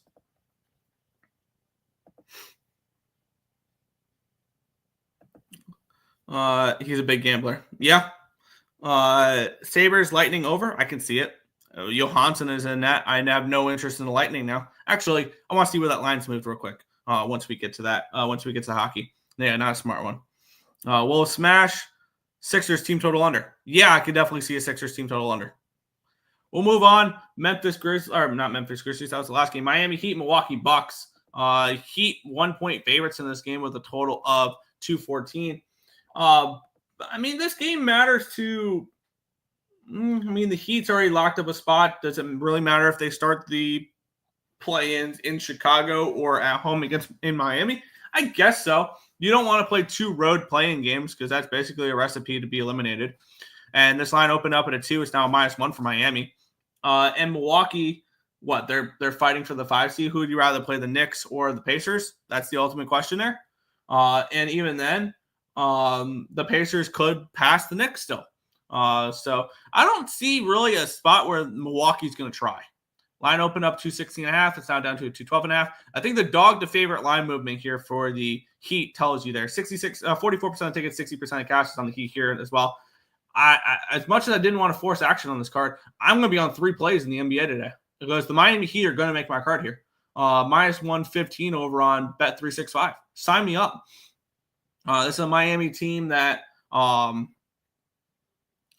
is playing well right now and looks like they're fighting for that 9 seed, so they don't have to play 2 road playing games. Also, keep in mind, they could still only have to play 1 playing game. They're only a game and a half behind the Heat or behind the Hawks, the Heat. So the Heat, if they continue to win, they can get into that 8 seed or even the 7 seed if the Orlando Magic continue to struggle, and not have to play in that first playing game, the 9-10 game. I think the Heat can fight for that. So I'm going to take Miami here, minus 115. I think this game means a lot more to Miami than it does Milwaukee. So, yeah, I'll take a shot here. Pistons money line. I'm on the opposite side there. I'm out. All right, I'm out, guys. Good luck. Everyone have a good Saturday. There you go. Pistons off of back-to-back, and the line's only minus 3. Yeah, because they're at home. They're at home. Final game on the card. Clippers and Mavericks. The Clippers 8.5 point favorites in this game, total 221.5. Line open up 7.5. It's now an 8. So even move towards the Clippers. Line open up 224. It's down to a 220. So move towards the under here as well. This is the other side here because there's 3 teams in the 6, 7, 8 for the Western Conference that are fighting to be in that last playoff spot and not a play-in spot. Now, granted, we can have both these teams make it out, Memphis and LA. They take care of Dallas and Sacramento, which I do think is most likely the result of that of those play-ins. Is that all 3 of those teams will end up making the 8-team field in the Western Conference. But this is a game where the Mavericks, they're trying to hold off the Kings for the home play-in spot there with the 9 seed. We have 86% of tickets, 87% of cash on the Clippers. The Clippers have been a great home favorite this year. As much as they've been a frustrating team this year, they've been a good home favorite. And I would lean towards backing the Clippers in this spot. They're just a little too public for me here, and I don't trust the Mavericks at all. And this is a big. These are big games here for the 3 teams fighting for the 6th seed in the West. And if you back and here's the thing, you can back all 3 of those teams to win tonight. Minnesota money line, Memphis money line, and Clippers money line for all of them to hold on to that spot is plus 134. For all of them to win and continue to fight for that 6th seed, all of them will win is plus 134. That's worth the look, I think, because I think all 3 of those teams win tonight. But for me, is it enough for me to go ahead and lay 8.5 points with the Clippers? No, simple pass here for me. I'll just be on the Heat. I'll be on the Grizzlies, and I will be on the Hawks for today. Letdown spot for the Pistons. I can see that. Heat money line. Love it. But we'll make the transition over to the massive 13-game hockey card, which, let's get into it here. We know we have motivation, plenty of motivation here in the NHL, and what you see is what you get in the NHL. And we have the New Jersey Devils taking on the New York Rangers. Big matchup here in the Eastern Conference. We have a Rangers team desperate right now. They are 2 points behind the Montreal Canadiens, but they have 2 games in hand on the Montreal Canadiens. I think the Rangers get this last playoff spot. And I think they not only get the last playoff spot, I think they knock off the Capitals in the first round. And it wouldn't surprise me if they make it into the playoffs, the Rangers, which the New York Rangers to make the playoffs is plus 190. They were plus 250 a couple days ago. The Rangers to make the playoffs. I think they do. I think the Rangers make the playoffs. The Devils are fine. They're in a spot where they have how many games left did the Devils have? They have 6 games remaining. And I mean, this would go a long way for them to clinch a playoff spot because they have 6 games remaining, and they currently lead the Rangers by 8 points. So the max amount of points here in the Rangers, let's take a look at the Rangers real quick because the Rangers have 7 games remaining. So the Rangers have 7 games remaining. The Devils have 6 games remaining. So the Rangers have a game in hand on the Devils. And at 79 points with 7 games, which is an additional 14, they can have 93 points. So the Devils need 6 points to clinch a playoff spot. Again, and today could be 4 points towards it. I don't think they get the job done, though. I think this is a desperate New York Rangers team that has a lot more to play for than this Devils team. And I'm going to move on the New York Rangers at plus 110. Not only am I going to move on the New York Rangers at plus 110, I'm going to move on the New York Rangers to make the playoffs as well. Let me hit refresh. That is college basketball. I don't need college basketball. I need NHL. I'm going to not only move on the Rangers money line here, I'm going to move on the Rangers to make the playoffs. I think I'm going to the only thing is that this game starts at 12:30. So I need to get this in. I would need to get this future in now. Team futures to make the playoffs. New York Rangers plus 200 on DraftKings. Unfortunately, I'm going to have to take a second to shop around here for Rangers to make the playoffs. I want to see what the best available number is so I can go ahead and post that because I'm taking the Rangers here today, plus 110. I think this is a Rangers team that is going to squeak into the playoffs and win a round or two. And as a dog, I am very interested in them. Playoffs, Rangers are plus 215 on FanDuel. I think that's going to be the best available number for me. And I'm going to move on them to make the playoffs here at plus 215 over on FanDuel. Unless Bet365 is hanging at a different number. But I'm going to go ahead and post that real quick on Twitter as well because I just locked that in. Plus 215, Rangers to make the playoffs. Hashtag NHL future. Hashtag New York Rangers to make playoffs. Plus 215 for 1 unit. FanDuel. All right, cool. And I'm locking in the Rangers money line as well. Plus 110. I think the Rangers make the playoffs and get in over the Canadiens. So plus 110, New York Rangers here for me. Devils and Cats money line. All right, so you're against me there. That's fair. Mavs money line. All right, we'll continue on. The Florida Panthers taking on the Ottawa Senators.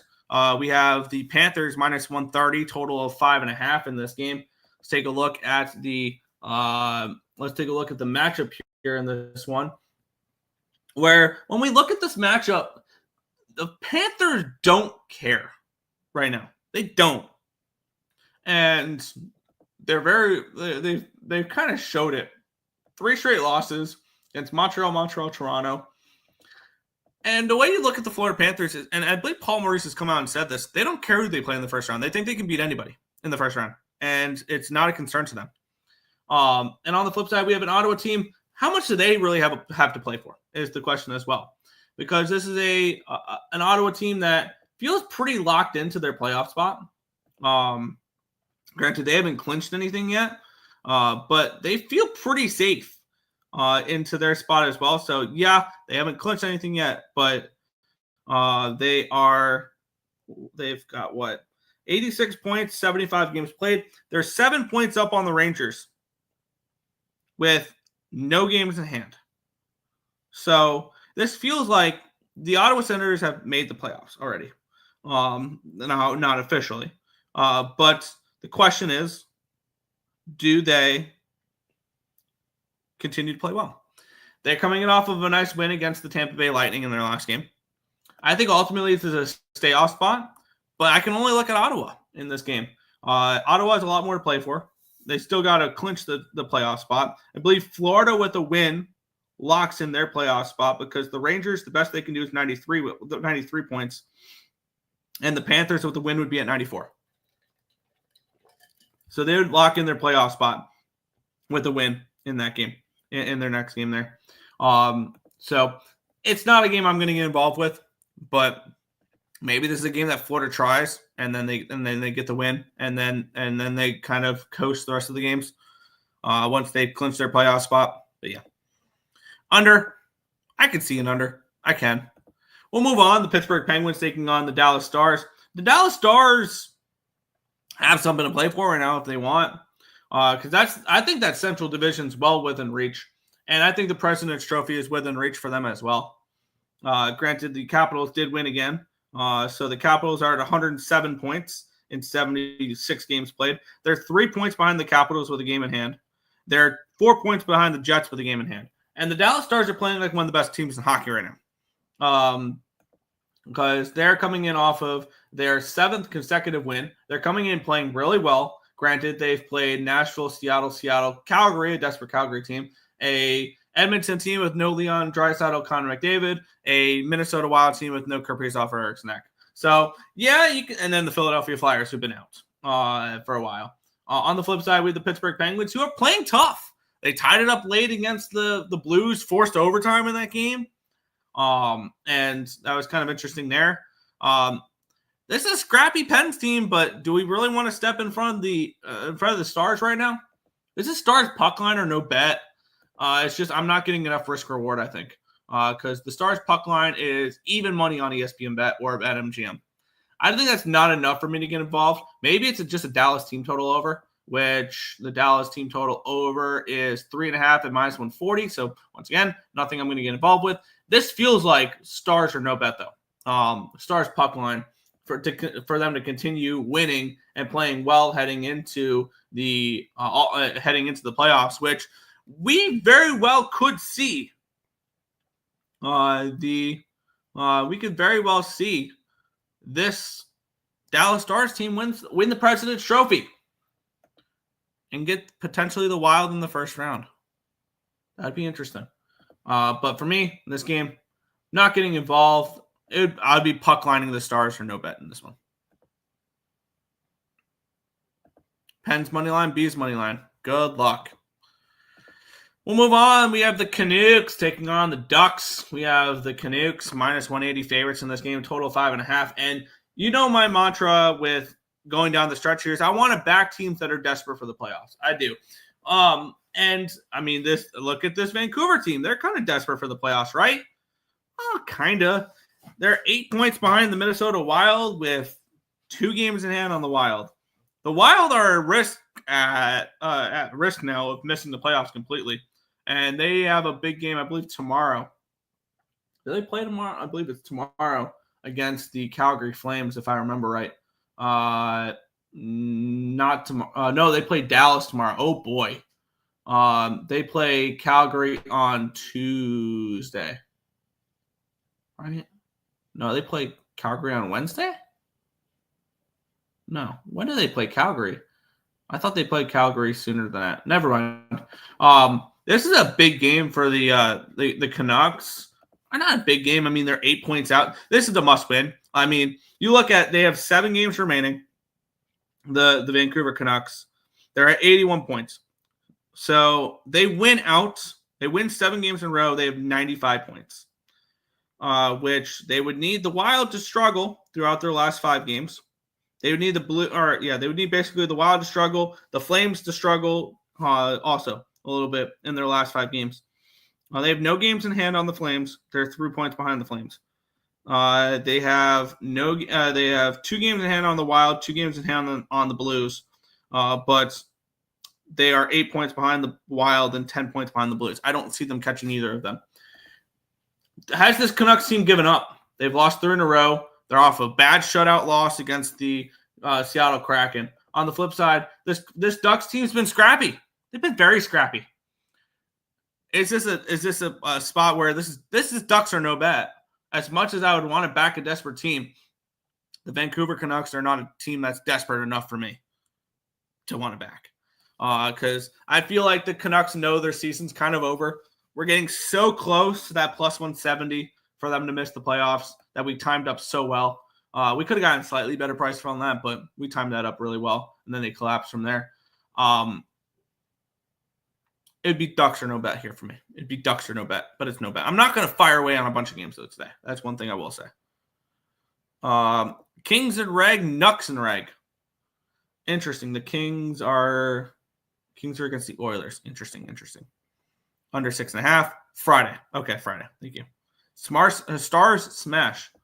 Yeah, I do think the Stars get the job done and they cover a puck line, but do I want to lay the puck line? Is the question. LA Kings and Edmonton Oilers. And we have the Kings minus 175 favorites, total 5.5 in this game. Are we missing?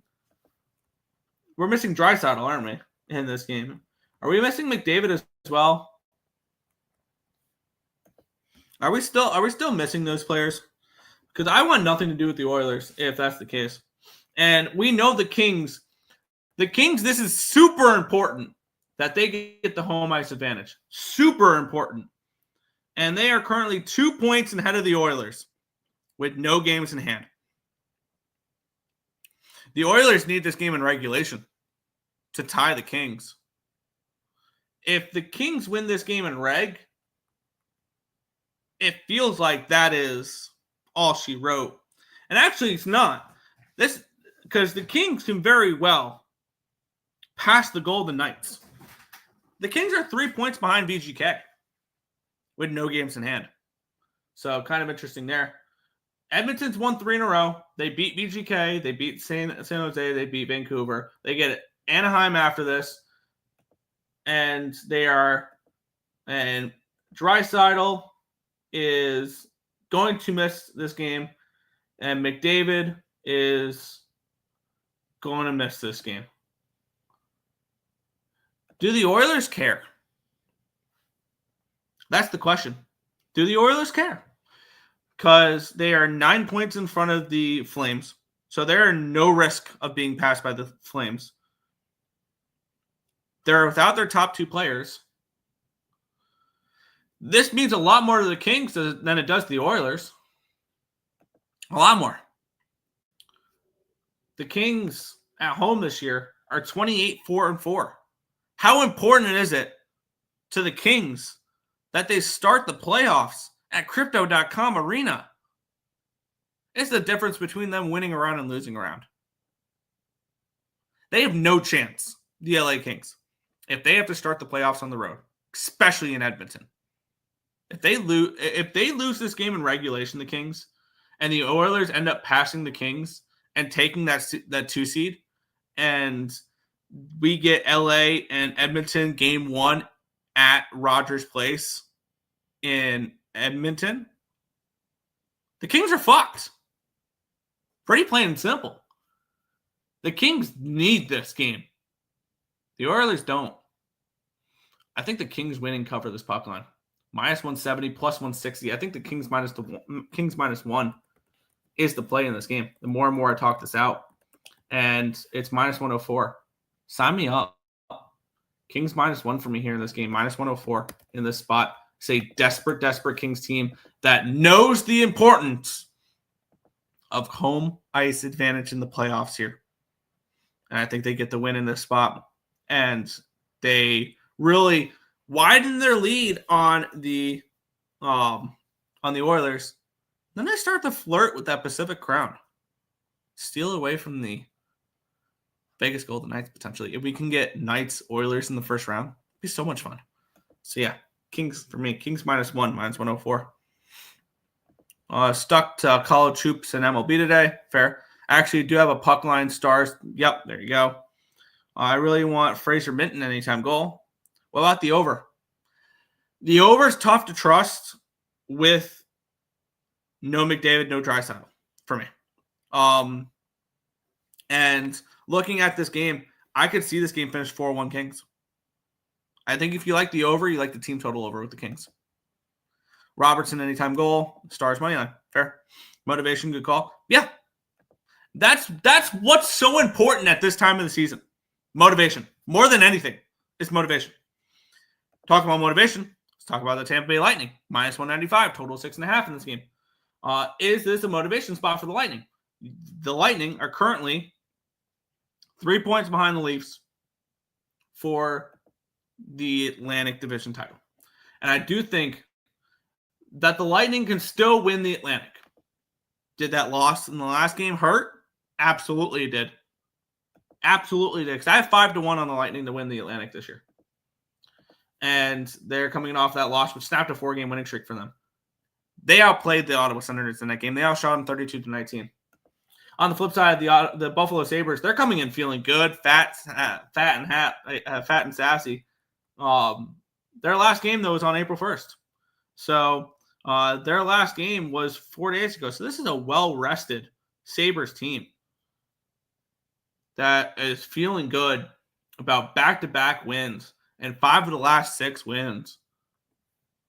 And now they get a pissed-off Lightning team. Granted, minus 220. I'm not laying that with Jonas Johansson in net. Unless they said Johansson is tomorrow. Which I don't think the Lightning tomorrow. Do they? The Lightning do not play tomorrow. It's Johansson in net tonight, though. And then they get the Rangers on Monday.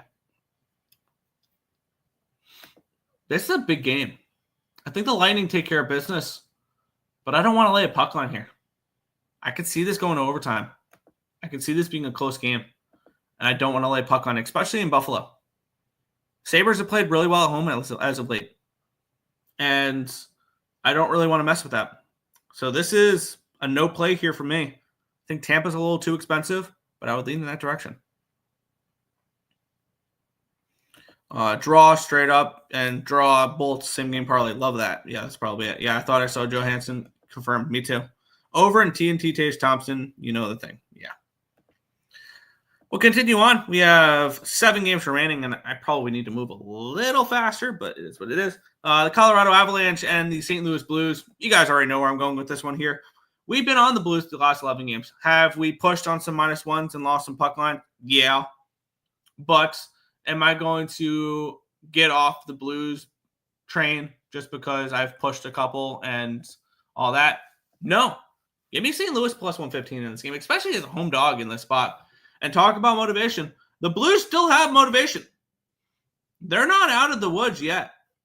And they need to keep winning in order to now talk about, I don't know, not having to play the number 1 overall seed in the West, which could be the Dallas Stars or the Winnipeg Jets. Instead, they would get the winner of the Pacific Division, which is a significantly better matchup for the St. Louis Blues if they can just continue playing better than the Minnesota Wild. Because now they have passed the Wild, 91 points in 77 games played. The Wild have 89 points in 77 games played. And one thing we've seen from this Colorado Avalanche team as of late is they don't really care. They actually they look good in their last game against Columbus, but they went to a shootout against Calgary, lost. They went to a shootout against Chicago, won. And usually I would be like, yeah, let me take Colorado -1. The Blues just beat this Colorado team in Colorado. It's a different situation right now, though. And I'm going to continue to back the Blues. Pretty plain and simple. Blues until they lose. And I'm going to continue with the Blues until they lose a hockey game. And until they lose a hockey game, I will be on St. Louis every goddamn game they play. And I would be lying if I said I wasn't looking at 40-1 for them to win the Stanley Cup the other day after that win against Pittsburgh. The St. Louis Blues team is getting hot at the right time. And they look awesome right now. And I think they can beat whoever they play in the first round, whether that be the Winnipeg Jets, whether it be the Dallas Stars, whether it be the Vegas Golden Knights, or the LA Kings, or the Edmonton Oilers. I think the Blues are very live to win that first round matchup. I'm telling you guys, it's going to be a lot of upsets this year in the playoffs. I think the Capitals fall in the first round. I think the Stars fall in the first round. I think the Jets fall in the first round. I think some big hitters lose in the first round of the playoffs this year. I think the Blues are an upset pick. I'm telling you guys. Avs puck line and Columbus money line. I'm against you there. Early C's game favors the dog. Blues, exactly what? Blues in the under. That's good ESB. Last time they had a historic win streak, they Stanley Cup champs, great year. I think they can do it again this year. If they make it since the Flames will make the playoffs. I think if the Flames make the playoffs, it's at the expense of the Minnesota Wild. Let's keep it going here. Here's an interesting game because we have playoff motivation versus a new coaching bump. And we've seen the Flyers look like a totally different team since this new coaching bump. -155 for the Montreal Canadiens. Total 6 in this game. And the Canadiens are in that last playoff spot right now. They got the motivation. Do they hold on to it, though? Is the question. And on the flip side, we have the Philadelphia Flyers. Winners of 3 in a row. They've had a few days off. But this has been a different team. This has been a much better Flyers team since they made the coaching change. Montreal just played this Philadelphia Flyers team too back on March the 27th. It was a 6-4 win for the Philadelphia Flyers. Montreal coming off of a 4-1 win against the Boston Bruins, and they'd won back-to-back games versus the Florida Panthers. And for me, I get it. It's a very motivational spot for the Montreal Canadiens. But I'm going to continue to ride the Philadelphia Flyers until they lose with this new coaching bump. I was on them against the Canadiens the first game. I was on them against Buffalo. I was on them against Nashville. You're goddamn right I'm on them against Montreal again. +150 for me here. And this is just me backing the Flyers until they lose. Pretty plain and simple. I'm going to bet on the Flyers until they lose their first game with a new head coach. I do this every single time there's a new head coach. As I will bet on that team until further notice, until they lose a hockey game, and then I'll hop off. And then I'll start capping them from there. But with that being said, give me the Flyers at +150 over on Bovada. Oh gosh, I'll be hated and banned by Terry. Draw. I could definitely see a draw in this game. Absolutely see a draw. Because this is a Flyers team that is fighting for their new head coach. And this is a Montreal Canadiens team that needs every point they can potentially get. Absolutely, this is a draw spot if you're looking for it. Suzuki Caulfield, anytime goal. Yeah. And Hudson, anytime point. Worth the look. We'll continue on. 5 games remaining. The Columbus Blue Jackets taking on the Toronto Maple Leafs. Maple Leafs -195 favorites with a total of 6.5. Taking a look at this matchup here. The Leafs, they're trying to hold the Leafs to win the Atlantic. This is very important for them. They would rather play, obviously, Ottawa than they would Florida or Tampa Bay. And if they do play Ottawa, I can't wait for the big plus money to fade them. I really can't. And is this a spot? And obviously, and this is a motivation spot for if you're Columbus. You're a game in hand. You have a game in hand on the Rangers. You're 2 points behind them. You have a game in hand on the Canadiens. You're 4 points behind them. You're not out yet. If you're the Columbus Blue Jackets, the only problem is, do we trust them on the road? Because the answer has been a hard no this year. And they're coming off of that loss against Colorado in a spot that should have been absolutely perfect for them. And they let the opportunity slip through their hand. Is that a crushing loss to them and to a point where they mail it in? I don't think so. I think they bounce back in this game. But do I feel the need to fade Toronto, who desperately needs the number 1 seed in the Atlantic if they want a good matchup in the first round? I have no interest in fading them either. So, yeah, I think CBJ is worth a shot as a live dog in this game. It would be Columbus or no bet. Absolutely Columbus or no bet. But no bet here for me.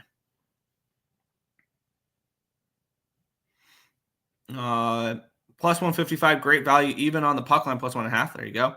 I had to include a potential Leafs get swept play. Fair. Leafs at home, -195, a little juicy over. Yeah, Jackets stuck on the road. They do. They absolutely do, which would probably be the reason they don't play in the playoffs this year.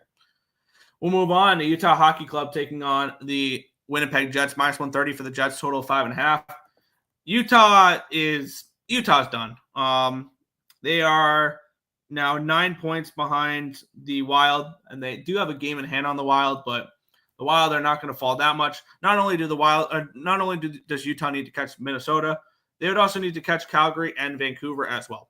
This is a Utah team that is done. They're not going to the playoffs. They're coming off of that 4-2 loss against the Kings. Is the most motivation on the same side here for Winnipeg? Feels like the motivation's on Winnipeg here because they only lead the Stars by 4 points, and if the Stars get the win today, and the Jets don't, all of a sudden they're 2 points in front of the Stars, with the Stars having a game in hand, and all of a sudden we're talking more and more about the Stars potentially winning the Central Division. Ultimately, not a game I'm getting involved with, because I could see Utah wanting to play strong the rest of the year at home in their inaugural season at the Delta Center. I do. Is this a spot where I'm getting involved? No, I'm not. So it'll just be a lean towards Utah, but no action here. Utah money line, Flames money line. I am looking at that Flames money line. We will talk about that in a minute. But we have 3 games remaining. Carolina Hurricanes, Boston Bruins. Hurricanes minus 235, total 5.5 in this game here. Let's take a look at the line history in this one. Or not the line history. I don't care about line history in hockey. Let's take a look at the matchup and what these two teams have to play for, which is nothing really. Carolina Hurricanes have a game in hand on New Jersey, and they lead them by 9 points. They're not catching Washington. They have a game on hand on Washington, but they're 11 points behind them. Carolina's locked into the 2 seed. If they're not in the 2 seed, I'd be stunned heading into the playoffs. Where's the motivation there? On the flip side, Boston is now sitting in last place in the Eastern Conference. Damn, did they do the tank job well? 10 straight losses for the Boston Bruins have dropped them to last place in the East and 4th best odds behind Nashville, Chicago, and San Jose for the number 1 overall pick this year. There's no motivation really on either side for me in this spot to be like, yeah, Carolina's going to smoke them or Boston's going to show up. Nobody cares about this situation. Boston wants to tank. Carolina can care less. Your guess is as good as mine. I'm not laying this number on Carolina, even though I've been blindly fading the Boston Bruins for a while now. But I need motivation. Laying this number on the road this late in the season, Carolina definitely doesn't have that right now. They know they're in the 2 seed pretty solidly. And who knows, maybe the Boston Bruins show up in this game. But I'm not betting on that at all. So, yeah. Had to go for the Jets not winning in Utah streak, even though they've only played once in Utah and lost the one time. Fair. But tanking for a bad draft year, correct? Yeah. I don't know. Honestly, I don't follow prospects like that. We'll move on. Second to last game on the card, the San Jose Sharks and the Seattle Kraken. This is a nice little 1-800-GAMBLER game. We have the Kraken sitting already eliminated. So have the San Jose Sharks. The Sharks have the best odds, I believe, to win the draft lottery again. And they've lost 4 in a row. On the flip side, the Kraken are coming in off a very satisfying win. Your guess is as good as mine in this game. I think the only thing I would look at is maybe they just drop the puck and goals are scored because nobody plays defense. Who wants to block a shot? Both your teams are eliminated. Who wants to do any of that? This was one of the easier passes on the card. I guess Sharks are no bet. If I had to get to anything, it'd be a Sharks bet. But no, this game was a very easy pass. Yeah, no motivation. Pond hockey. It'd be over or nothing. Over or nothing in that game. And maybe we just start betting overs in these really bad games. So that would be San Jose. I think that would really only be the San Jose game. Would just be a blind over. 2 teams that don't care. Already eliminated. Everybody else, somebody's in, somebody's out, or something along those lines. Vegas Golden Knights, Calgary Flames. The Golden Knights, they are in the playoffs. They've clinched their playoff spot. They have 98 points in 75 games. I was wrong about them this year. I took them to miss the playoffs, and I was wrong. And they currently lead the Kings by 3 points in that division. And on the flip side, they have a very desperate Calgary Flames team coming into town who is 5 points behind the Wild with 2 games in hand. Who says the Calgary Flames don't make the playoffs and catch the Minnesota Wild? That's going to be a big game, but when those two teams play. And you best believe I'm on the Calgary Flames to end my night. Absolutely, I'm on the Calgary Flames. At this number, with the Vegas Golden Knights playing the way they are on the road, this is not a good Golden Knights team on the road. It's not. And on the flip side, this is a desperate Calgary Flames team that I want it back as a big dog. Absolutely, I do. Plus 150 at home? Sign me up. This is Calgary Flames. I think the Calgary Flames are must bet the rest of the season. Because I very well think we could be talking about the Calgary Flames slipping into the playoffs and knocking the Wild out. If the Wild are continuing to play the way they are. Now, however, I will change my tune on the Wild if we get Kaprizov back and we get Ek back when it comes to the playoffs. Because if both of them are back, then absolutely the Wild are alive to win a playoff series. If they both are out still, absolutely not. They might miss the playoffs completely. Sign me up. Give me the Calgary Flames at plus 150 in this game. Let's see. Bruins money line. Flames money line felt like a trap, but at the same time, not really. Yeah. Rangers, Flames, 2-teamer. A parlay, good idea. Go for a bomb. Why not? I don't advocate for parlays, but I mean, a 2-teamer is not the worst thing in the world.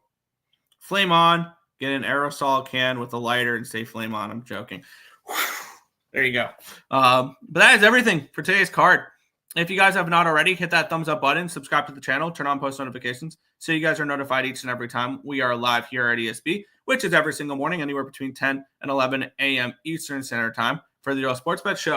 But that's going to wrap it up for this one. Well, thank you guys as always for watching, and we'll catch you guys same time, same place tomorrow for another edition of the Earle Sports Bet Show. Good luck, everyone.